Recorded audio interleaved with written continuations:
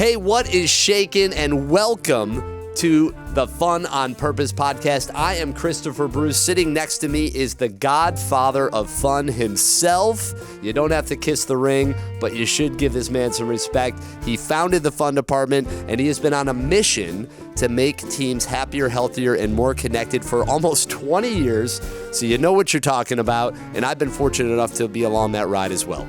It's been a great ride, Chris, and it's hard to believe that if it's been 20 years, right? But here we are, and super excited about bringing this to the rest of the world. Absolutely. 20 years of making an impact, and this show is long overdue. We've been talking about doing it for years. We're excited. We have an incredible list of guests lining up at the door to come on to help share their insights, their knowledge, and to help us all embrace what is ultimately fun in our life in meaningful ways. So join us on this ride as we get started with the Fun on Purpose podcast. Hey, it relates to all of our relationships, our family, our friends, our work relationships, our pets, and even nature.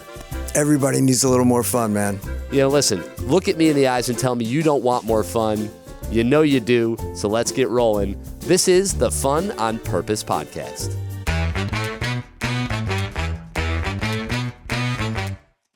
Today's show is really exciting, and this is our first episode of the Fun on Purpose podcast, so we're excited to get into it. Nick, talk to us about what our topic is today. What are the guests going to be getting into? Yeah, so the title is Harnessing Humor to Boost Well-Being and Enhance Work Performance, right? So there's a lot packed into that title, but we've got the perfect guest to bring it to. So we're going to boost well-being and enhance We're going to do all that. All of that in one episode. All of that. Well, that is exciting. So our expert today, you know him. You guys have a little bit of a bromance, We right? do. So we do. Talk about that. Yeah. You'll understand why as soon as you meet Paul. We have so much in common.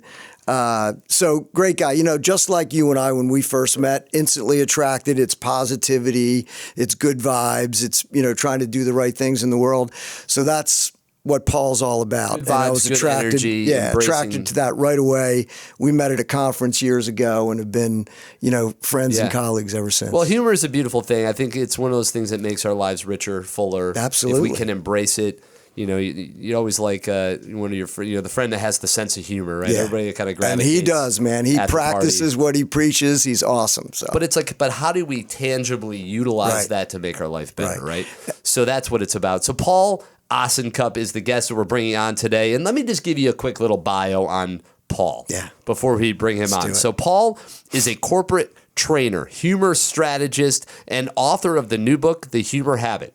Paul's global mission for workplace happiness has provided him the opportunity to work with hundreds of organizations, including the Harvard Kennedy School of Leadership, Google, Discover, and the U.S. Air Force. Not a bad list right there. He is a content creator for Happify, an app that provides evidence-based solutions for emotional health and well-being for over 17 million users. Not bad there.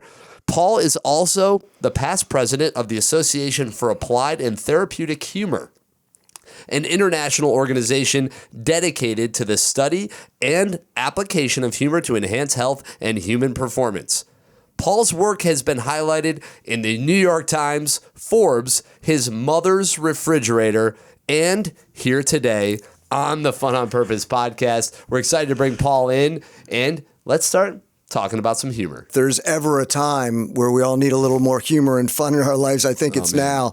Paul, and I know you talk about that in your book, and maybe that's a good place to start. Yeah, no doubt about it. So why now, Paul? Tell us about what's going on and why humor is so important in particular now. Yeah, it's funny. I've been studying the impacts of applied humor for over 15 years, and it seems like every year people are like, especially right now during these times, we really need humor. So I guess I'm waiting for the day when someone will be like, you know what? Things are pretty good in the world. I think we're all set. Yeah, I think we're all set. Humor, you can just put that back on the shelf. We don't need it anymore. we don't need anything like that. I think one of the reasons, even before, back in 2015 BC, before COVID, the Surgeon General was talking about how isolation was one of the most prevalent diseases in America today, right?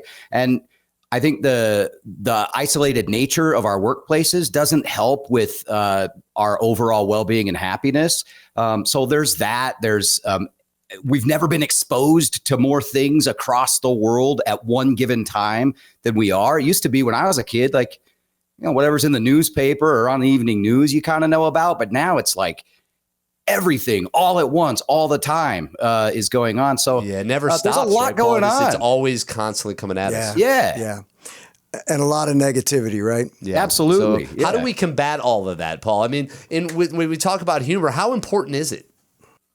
Well, I believe that humor is an untapped resource. There are so many mindfulness techniques out there that help people, like yoga, breath work, meditation. But for some people, those just aren't enough or aren't the right fit, or require too many essential oils. It's like, hey, I don't have all the essential oils to be doing this stuff. Okay. Can get really messy. I mean, I literally I slipped off my chair. I'm covered in oil. Like, how do I even, exactly. I guess that is. So there's so much essential oil I can bring to work. But our sense of humor is actually a resilience tool that's built into the human psyche. And there's so much research about why and how. But I think it's something that people don't really think about too much in terms of intentionally using it to de-stress, get a psychological reset, and that kind of thing. And the reason humor is so good for us is because when we find something amusing, or when we laugh, we get a dose of happiness chemicals that just flood our brains immediately. And by dose, I literally mean DOSE, dopamine, oxytocin, serotonin, and endorphins, just like whoosh, flood your brain. Bam, right in there. Bam. And then you start, it also works, like, so for the listeners right now, it also works if you just start to put a smile on your face. So we'll do a little experiment here. Just put the shape of a smile on your face, okay? You don't have to mean it. It could be total BS, right? Just put the shape of a smile on your face. You could be thinking anything. Like, if you're listening to this right now, like, how does this guy know? He can't see me, or, how long do I have to do this? Whatever you're thinking, just doing the shape of that on your face already starts to affect your brain chemistry a little bit, let alone finding something amusing or laughing. I mean, I genuinely felt better as soon as we started to Absolutely. do that. It may be subtle, but I can tell even just from that small little experiment, it does make a difference. We tend to lose our humor. I mean, as kids, we all have it, right? It's just so natural. Yeah. And I think you point out again in your book at like 23, there's this precipitous drop off, where we start to set into that, chronic seriousness. Well, you need to be serious. You need to take life seriously. I mean, you need to get a job, grow and up, right? You get told all these things, and it kind of reshapes the way you look at the world, and you almost, in a way, suppress your humor, your natural instinct, your this stuff that was so organic and natural as a kid, and it lasts until you're like until you're retired, right? Then you start to think about having fun again. But speak to that a little bit. Yeah, the sad point is, as you point out in the book, at age 23, and when you think about age 23, that's the age you're graduating college, entering the workforce. Great time of your life. And you start to think, like, you know what, I got to buckle down and be serious now. Everything, I've got a family and a job, and I have an adjustable rate mortgage loan, for crying out loud. I got to take things seriously. And we laugh way less once we hit age 23, and we don't start gaining those laughs back again until we're nearly 80. So it's like 50 years of chronic seriousness of taking ourselves, our jobs, our lives, like, way too seriously. And so that's what I'm trying to combat, is helping people learn, like, how do I gain that back? How do I be one of those people who kind of sees the humor and joy and absurdity in life a little bit more often? Yeah. And I love how you phrase it. You talk about, humor's not a talent, it's a habit. So, and that's a big part about what the book is about, and how to practice some things so that you keep your humor intact. Yeah, just like any other, say, skill that some people have. I mean, maybe some people have a proclivity to humor more than others, just like playing a musical instrument or speaking a foreign language. But also, just like those skills, you can build that throughout time with habits, just like your sense of humor. You can build that muscle and learn to have, train your brain to have a funny focus and start seeing the funny aspects of life more often. That's awesome. You sure it's not better to focus on the bad stuff? Can't we just all be Eeyores and just like stick our heads in the mud and mope about it? Well, that's the problem is that our brains do that automatically. We have a negativity bias anyway. So it's like, that's the whole deal is we're trying to, redo what nature's already doing for us, is like focusing on all the bad crap that happens. And then you realize oh yeah, if I start training my brain to look at the other stuff, that helps a little bit. Yeah, and I guess that is instinctual, right? Like you said, right? It makes sense that it's natural. Mm-hmm. You're protecting yourself, so you're watching out for the problems. Is a T-Rex going to come out of nowhere and bite my head off? Like, we got to look out for these things. Yeah. And if you flip it, and it's not that you want to be unaware of the danger, but you don't need to sit there and just constantly dwell on it. And if you focus on the good stuff, the fun things, and embrace those elements, it does make it more fun and more enjoyable. And that there's a lot of benefits to that. That's the really cool thing about humor in general, and specifically about developing a humor habit and finding the humor even in pain points of life, is because this isn't about toxic positivity. I call it rational optimism. Rational optimism is looking at all sides of life, feeling the difficulties in your life, living through the painful parts, but choosing the next most positive rational step, or looking at, okay, here are the downsides to this decision we need to make. Here are the upsides. I see all of them. I'm going to choose the optimistic way to go with this. And with humor, what people have found is that when people who cope with their struggles using humor are actually more optimistic, more positive, and more resilient than those who don't. And part of the reason is because humor is based out of truths. So you have to accept the negative and bad things that are happening, and you have to face them in order to then reframe them with humor. You can't just dismiss or ignore them. Right. And you kind of reference that whole idea of the mindset, and I kind of look at that as like a possibilities mindset, where you look at it as like, it's not about what we can't do. It's like, okay, yes, we have an obstacle, we have an issue, but how do we solve it? How do we get around it? How do we work towards the positive outcome? And It's just a subtle shift, right? It's just a reframe. Absolutely. So, like, for example, one of the chapters in the book is about taking your pain and playing with it. Taking whatever it is you're struggling with it and mining your struggles for nuggets of humor. And so one simple way to do that is with a comic tool called the comic triple. You basically just make a list of 3 things. The first 2 are very obvious and simple, and the third is just funny, surprising, or different. And you can do that by first flipping the negative thing to a ridiculous positive. So, for example, one of the reasons, Nick, you talked about our bromance. And one thing you left out about I think one of the things that Nick and I both really appreciated about each other is that we're both part of the 5'5" and under club. And it was like, oh, another small dude, right on. We just see eye to eye. Exactly. I mean, this is why you have such an obsession with belts. It's awesome. Yeah. Yeah. Yeah. I was like, great belt, man. That's a great belt. Nice belt. Yeah. buckle. Yeah. I've been noticing, so many different types of like therapy animals at the airport, and people bring it. I just want to bring a therapy step stool everywhere I go. I go to a concert. You need like an apple box. Stool. You just have your own personalized apple box that you can carry with you always.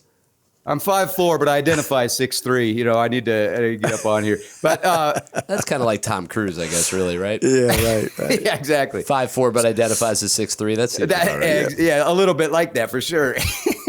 But so this thought of like, okay, taking a pain point from your life, and my suggestion is always start with things that aren't traumatic or devastating and work your way up to more difficult things. But for me, being short is something that, I've been ever since I was a baby, and is something that I'm pretty comfortable joking about. But you can take this comic triple and think, okay, how could I mine this struggle that I've had in my life for nuggets of humor? And so with the comic triple, I used to find it really difficult dating in college because women were always looking for what? Tall, dark, and handsome guys, not, short, bald, and pasty. And so I always was like, I'm never going to find a woman because nobody ever wants to date a short guy. So if I think about this comic triple, I go, okay, how could I find some humor in being short? Well, maybe it's not so bad dating a short guy. Maybe women should look to short guys more often because short guys live longer, take up less room in bed, and I'll always let you drive because I got to stay in my car seat. So those, I mean, if you can't reach the pedals, it's easier just to sit on the side. You just gotta let her drive. So that's a simple formula of just finding 3 things about your pain point, making the last one ridiculous, and trying to find a little humor in it. And what researchers find that does is it empowers us. We kind of take more ownership over this painful thing in our life, and it builds our resilience.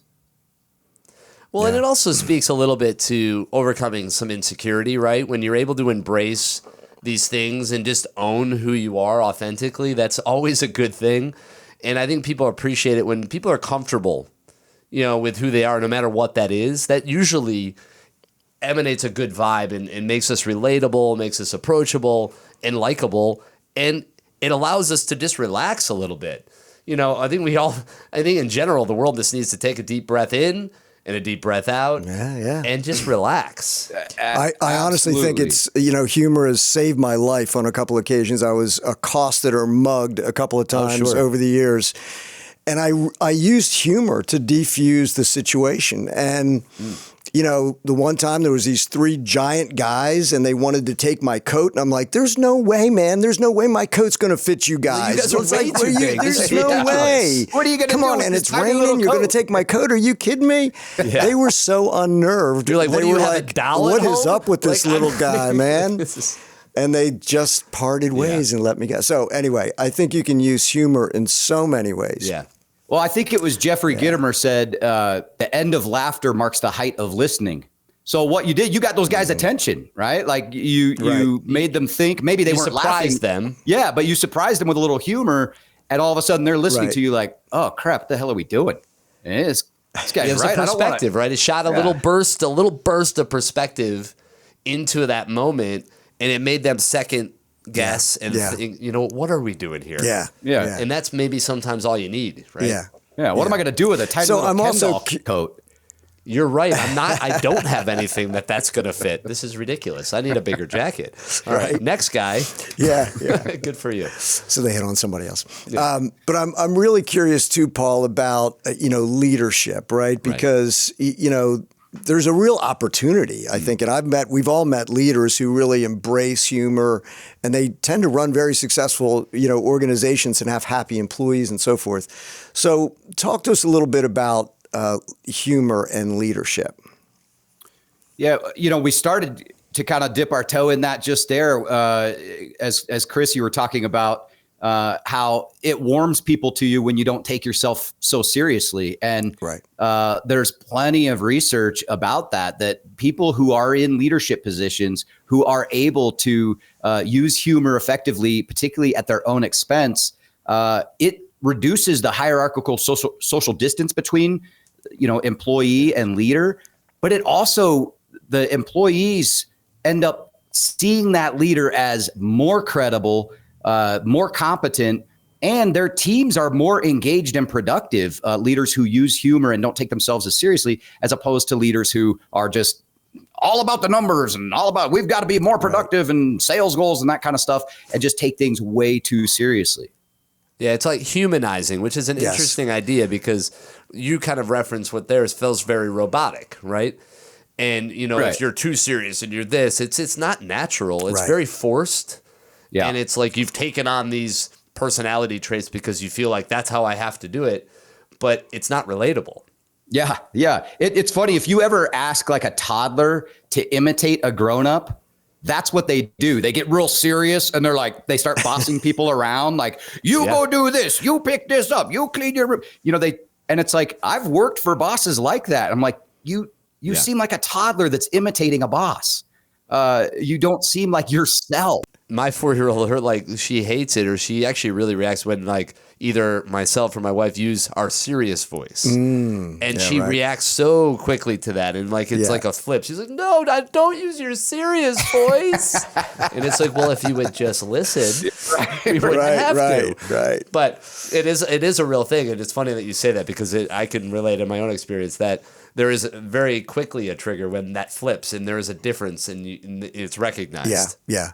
And it's no surprise that, our number one law of fun is leadership participation or leadership buy-in, right? So that leaders embrace, they're not just, entertain my minions, I'm too busy and I'm too important. Right. They embrace and they participate, and people really do see them a lot of times for the first time as human beings, as just approachable human beings. So really important in the workplace, for leaders to set that example and set the tone for a healthier, happier, more connected workplace. And it just, and when that leadership buy-in is there and that example is set, it's really opens up the door for everybody to be able to embrace it, to relax, to have fun, and to get more bonded, more connected as a group. When that leader, like you says, they're doing it because they feel like they have to, but they don't really kind of embrace it. Right. One, everybody sees that, they feel it, and then you don't get the same level of connectivity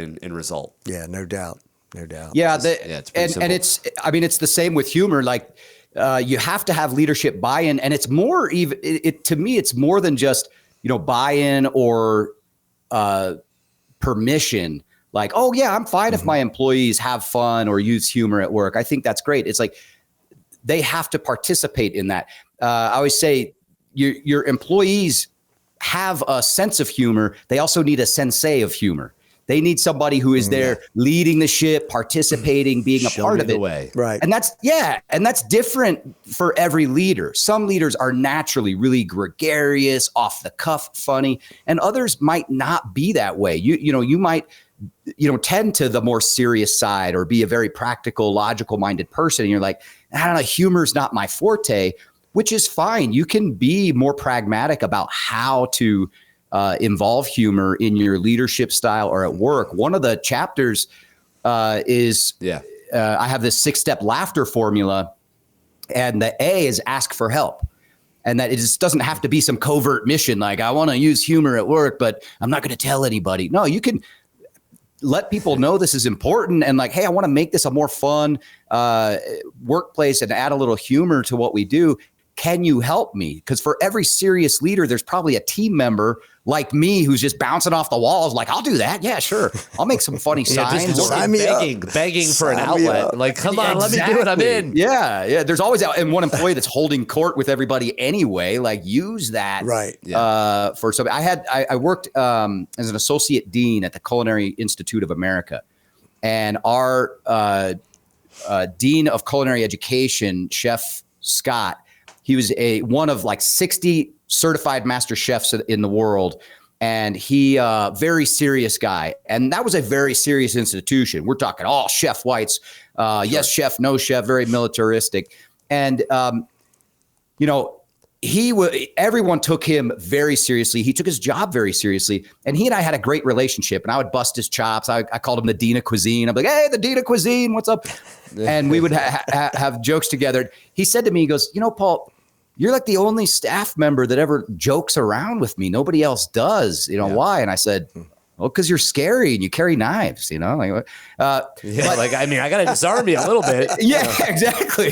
This is self-preservation. Yeah, I'm just trying to keep you on your toes, But he did that. He asked for help in a way that I hadn't experienced before, and I thought it was brilliant because I was busting his chops one day, and he said, well, hey, feel free to do that sometime in our all staff meeting. And essentially what he was saying is like, this humor off the cuff thing isn't my forte, but I want to show people that I can take a laugh, or I can have a laugh at myself. And so he kind of invited that, like said, hey, feel free to do that. And one time we were in our all staff meeting and he's going on about, hey, we need to take pride in our surroundings, as we're walking through the lobby, push in chairs. And I was just in the restroom the other day and there's water all over the counter. So every time I'm in there, I wipe the counters and I scrub that mirror with the paper towel just to make it look nice. And I said, chef, it doesn't matter how hard you scrub that mirror. It's still going to be that same reflection looking back at you, right? And our whole team just stops like, oh, and he just looks over and kind of laughs a little bit like, that's right, Paul. And you could feel the sigh. Nice. Everybody's like, oh, right. Well, you're not going to die. Yeah. But it was a great way for him to add that to his own arsenal. And a good lesson in general, because I think in general, people just want to be treated like human beings. I mean, it doesn't matter who you are and whatever level of success you might have. You could be a professional athlete or a TV news anchor or a top executive.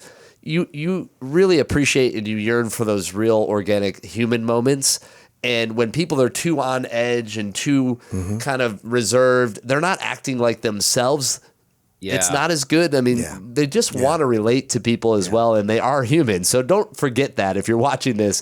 That person in the high tower is still just a person, and they want to have good interactions and quality moments. Yes. And if you treat them normally, a lot of times that's going to go pretty far, and they're going to appreciate that, and they'll actually kind of maybe even say thank you, like your chef did there, and be like, wow, nobody else talks to me like that.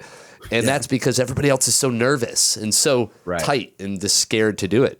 And I think people do have this perception that, a leader has to be gregarious and outgoing and all that to embrace humor. And that's really not the case, as you mentioned. In fact, of all the leaders that we've dealt with over the years, I've been curious and surprised that a lot of them are very low key, very methodical, more analytical, but they get it. They embrace and they participate, and they're human beings. And that's the way the employees perceive them as well. So super important, because I think people get a little afraid of humor, right? Not everybody's a comedian. Not everybody can do that. Chris does things that I can't even imagine. He's the guy who can walk into a room and, entertain 800 people. Frightens me to death. It's just not my thing.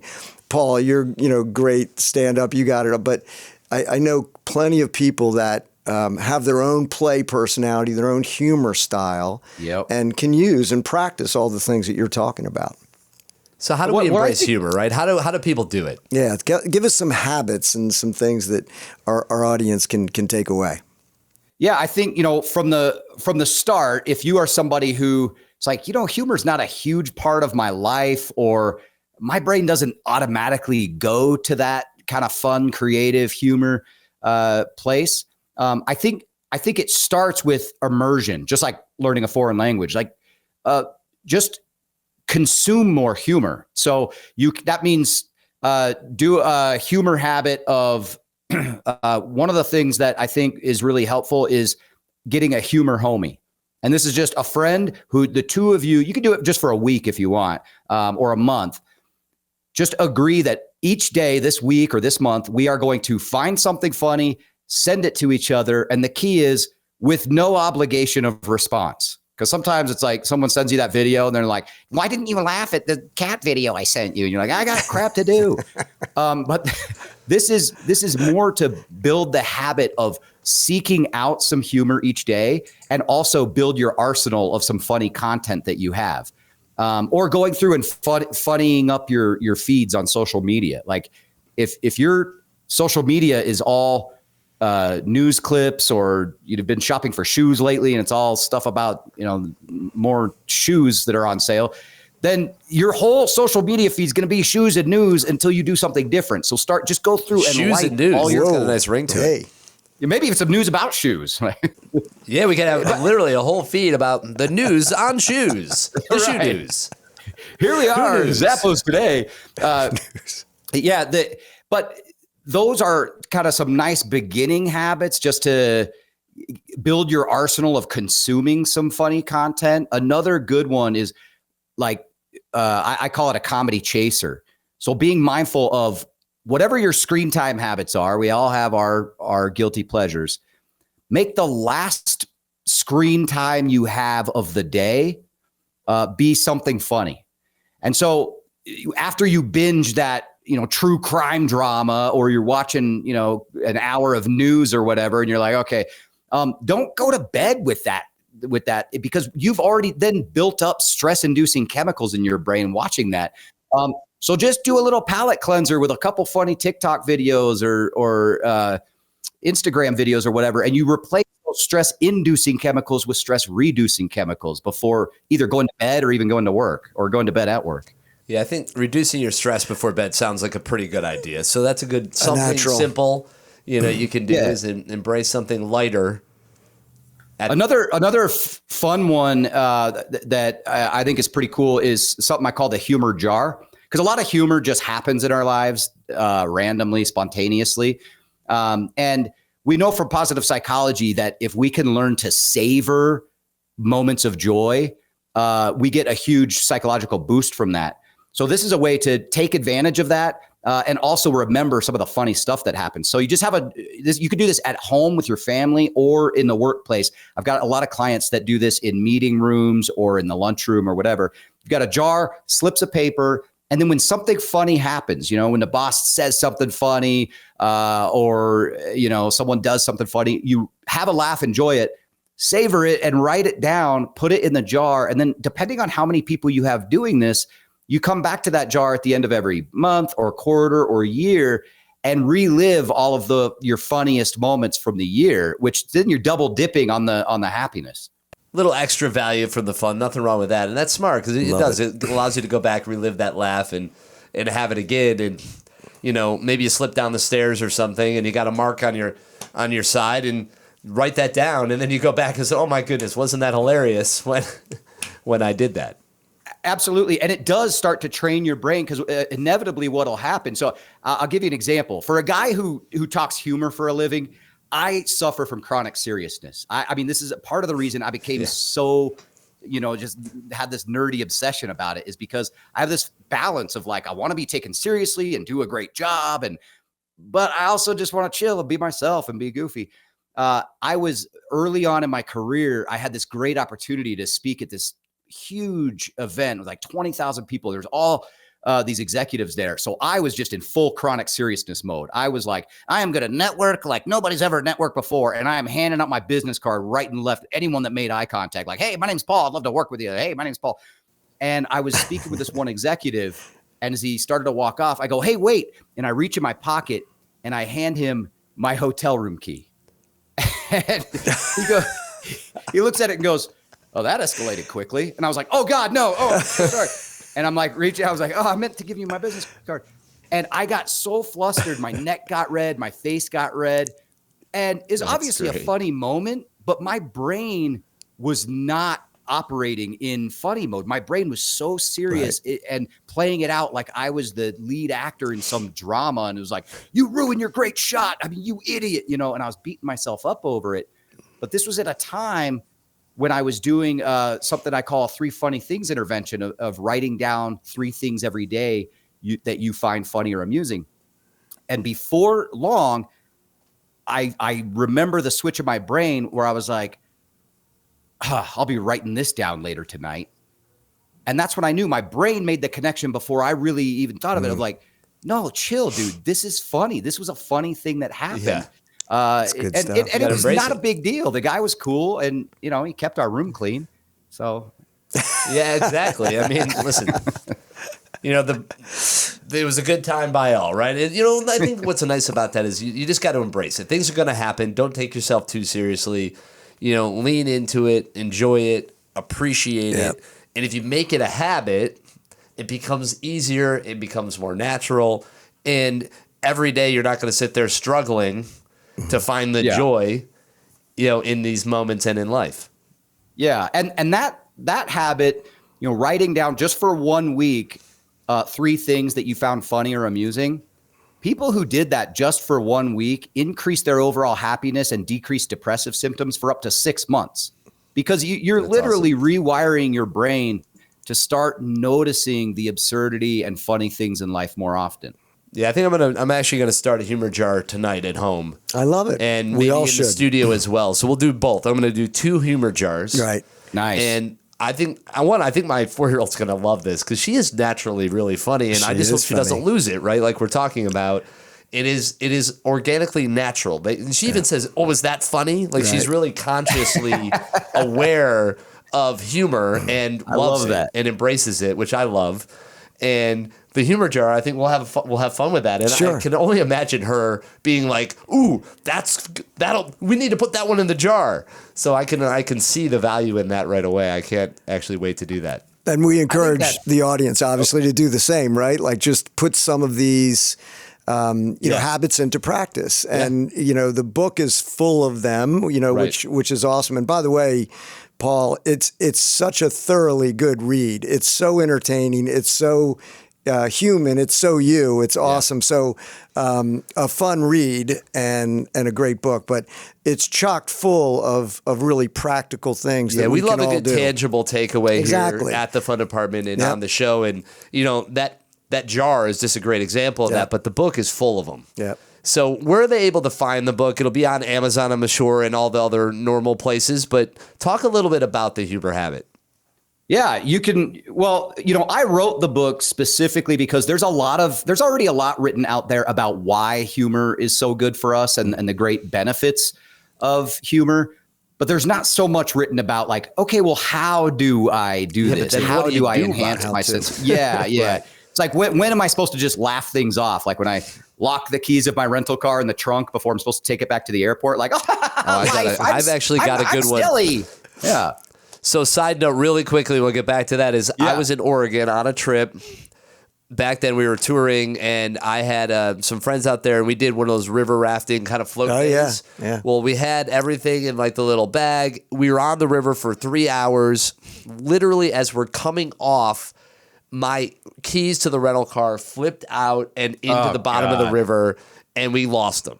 And it was just and that was one of those things where you're like, however many miles down the river, and the whole car situation. OnStar, I think was how we ended up getting like through a satellite back in. It was just a nightmare. But meanwhile, your keys are on a starfish, like down the ocean somewhere. They've washed. So that's good times, man. Good times. Yeah. So that one, you just pulled that one out of my humor jar. Yeah. Where do you think that example came from? I mean, that's one of my mantras is, when stuff gets bad, it's like, it's all material. It's all material, when things like that happen, because that's where all the funniest moments of life come from, our pain points. Yeah. Yeah. So absolutely. And they call it comedy of errors for a reason. But anyway. It's right. Yeah. So that's why I wrote the book, is to give people tangible ways of like how to do this, how to develop their sense of humor, and specifically use this to increase their well-being and their overall dynamic and productivity at work. And you can find the humor habit anywhere. You can go to thehumorhabit.com and order it there. And if you do that, you get a free 37-page playbook that goes along with it. And you can also get the humor habit wherever you buy books, Amazon, Barnes & Noble. So you couldn't fill out 38 pages. You fell short there. You ran out. You know what? Recently, I had somebody ask me to sign one, and I'm like, I've already written a whole book and a playbook. I can't write anymore. I don't even know what to, what do you want me to cramp down right here? I'm done. I got a stamp here. Yeah. Yeah, exactly. That's why. No, that's awesome. That's why the last word of the title is, it's achieve more. I just couldn't think of any more real words after writing the book. Yeah. Hey man, it's hard. Words are hard. Yeah. Well, great job, Paul. It's a masterpiece. I love it. What's more fun than some rapid fire questions? Nick had some questions he had for you. The Godfather himself. So no reason to get nervous. All right, what do you got for him? I'm really curious about fun over funny. Ooh, so interesting. Tell me a little bit about that, Paul. Well, some people, humor doesn't come naturally to them, but we all know how to have fun or have fun in our lives. And fun and humor aren't the same things, but they usually hang out at the same parties. So one tip that I give folks, particularly in the work world, is rather than trying to be funny or make everything funny, start with fun. Because when team members are having fun, then usually your funny people do and say funny things. There's almost always laughter that happens when people are together having fun and doing novel things. So that's a good way to kind of get to humor, is through fun. So you set the table for fun and humor and let it happen. Yeah. Cool. Love that. What else you got, Nick? Perfect. Humor apathy. Am I pronouncing it right? Humor, like the muscle, like exercising. Atrophy. Atrophy. Humor. Yeah. So what you're talking about is you were talking about what Let's is start humor. over. What is humor atrophy? Well, just like you were so eloquently saying there, Nick, humor atrophy is just like a muscle that you don't use very much. And I found this. I used to perform stand-up and improv comedy. And then I got this real serious job doing discipline at a university with college students with mental health issues. And I kind of just cut humor out of my life altogether. And I noticed a huge shift in the way my brain worked. I wasn't even accessing humor as easily. And it was affecting cold me. Turkey. Yeah, exactly. I quit completely cold rubber chicken. Yeah. And that's it. I'm out. Right. And I realized, like, wow, humor is really important to me. It's not a part of my life. And just by starting to watch more comedy and then slowly dip my toe into doing comedy again on the side, I noticed a huge reduction in my stress and well-being. And that's what kind of got me interested in researching some of this stuff. And it's real. If we don't use it, we lose it, just like any other muscle. Yeah. It is a muscle, and that's a good way to put it. So put it into practice. Yeah. And you know what? Maybe don't try to do too much at once either, right? That's why a lot of things, when you go and hit the gym, you try to take it on, you hurt yourself. Right. Just take little steps. Little steps. Little steps. Yeah. Work your way up. Exactly. All right, Nick, what else you got? I think I'm good. That's it? No more questions? I think the rest of them I actually covered. I think his brain snapped, so we're not going to hurt him any longer. I'm all jet lagged. I'm only half here. I'm partly sick. I'm just kind of, He's still partly in Italy, which is where he just came back, which I can't blame him. Well, it's no wonder then. You have, you've got brain atrophy from being on vacation. Oh, my God. I do. I actually do. Yeah. One last thing is, in the introduction, you talked a little bit about that moment when you were in elementary school and you got in trouble. And well, to me, it was an interesting story because the teacher said something which today's day and age, they probably would get in trouble for, ultimately, in the way it was framed.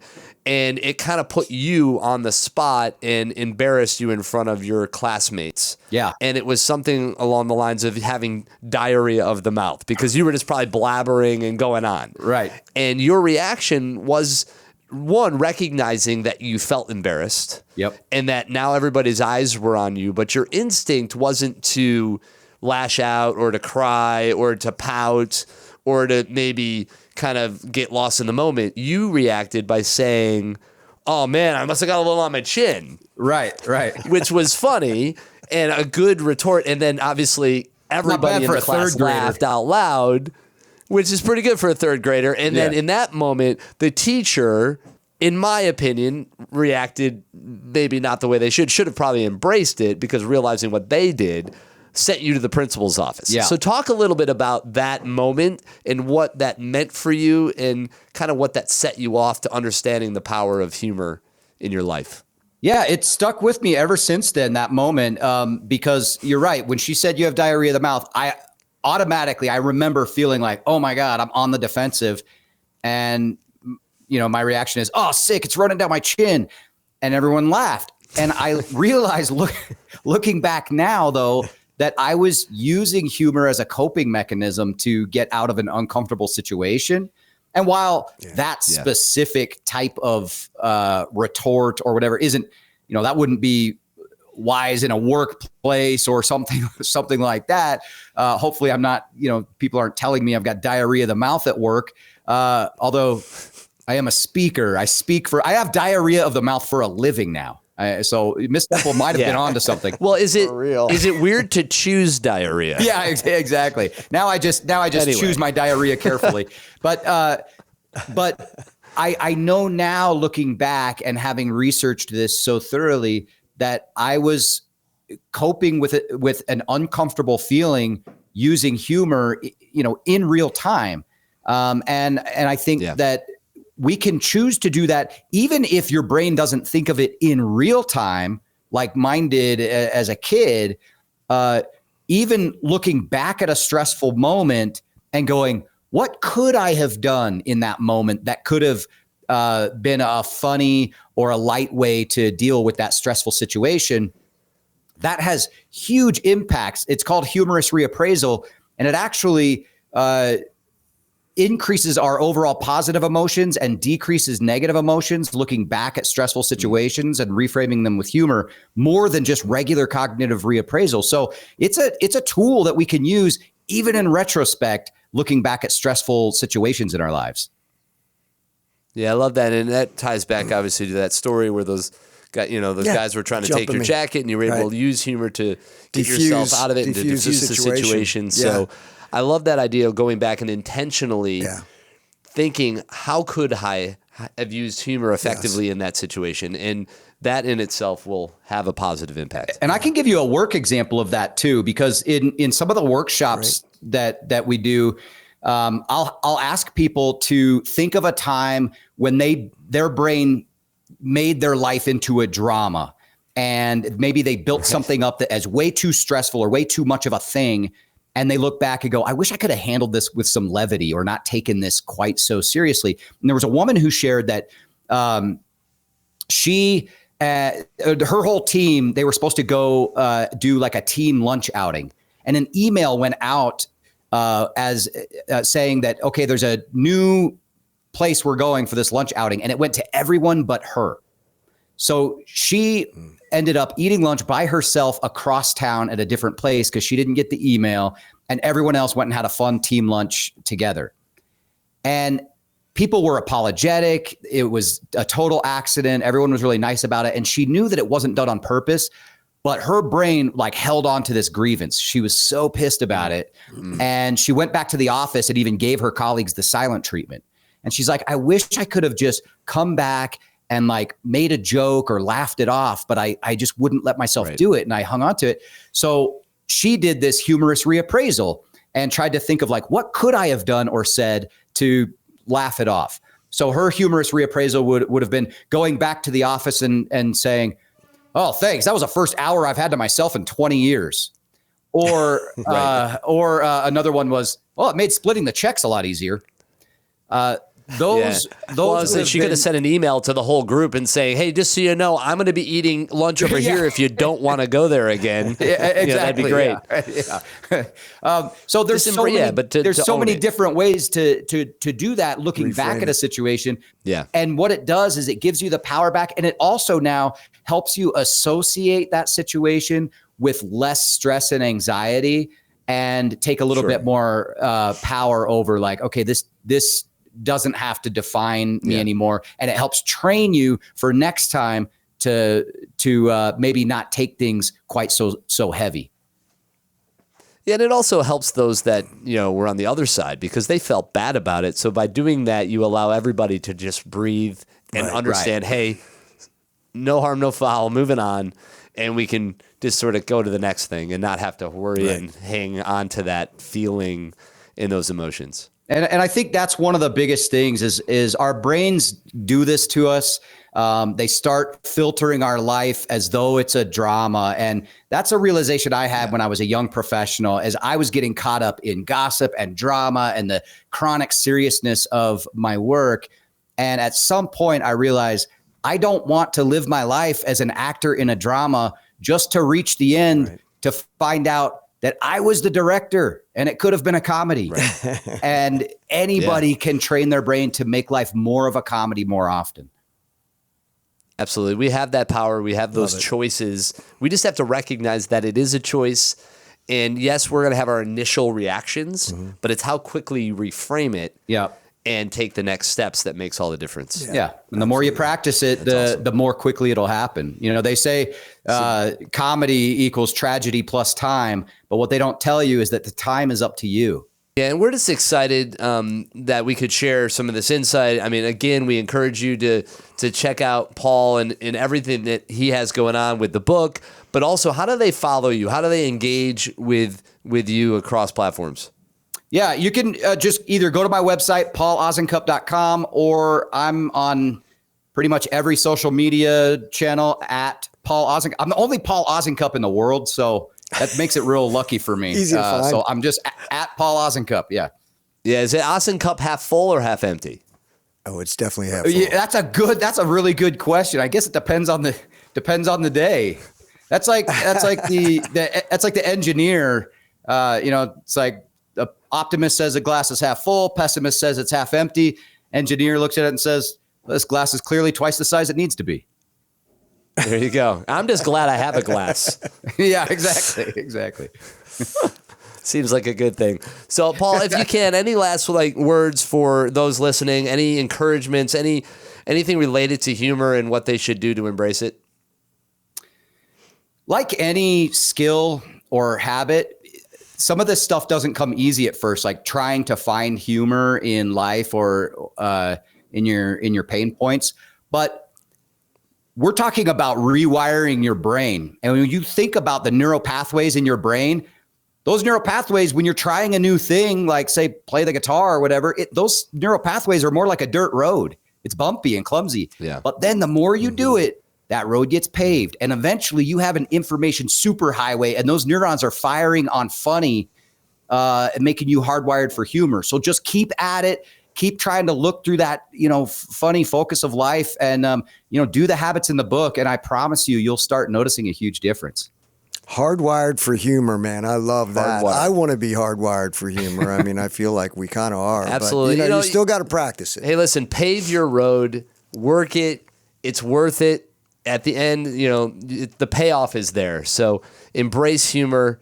Paul, it was amazing to have you on. Love to have you back at some point, and we'll just continue to network and to collaborate on ways that we can make the world happier, healthier, and more connected through fun and humor. And listen, fun on purpose, it is a choice, right?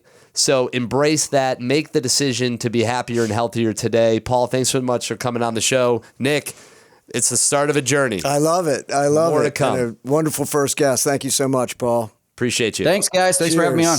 Thank you so much for tuning in to the Fun on Purpose podcast. We appreciate all the love and support. Get on there, comment, like, subscribe, all the good stuff. And no matter where you're listening or watching, thank you. This was all about humor and embracing it. Big shout out to Paul Osincup, and look out for The Humor Habit. That is going to be an incredible read, and I encourage all of you to take part in that. So thanks again for tuning in to Fun on Purpose. Again, my name is Chris, alongside Nick Gianoulis. Stay awesome, stay tuned, and cheers to more fun ahead. This is the Fun on Purpose podcast.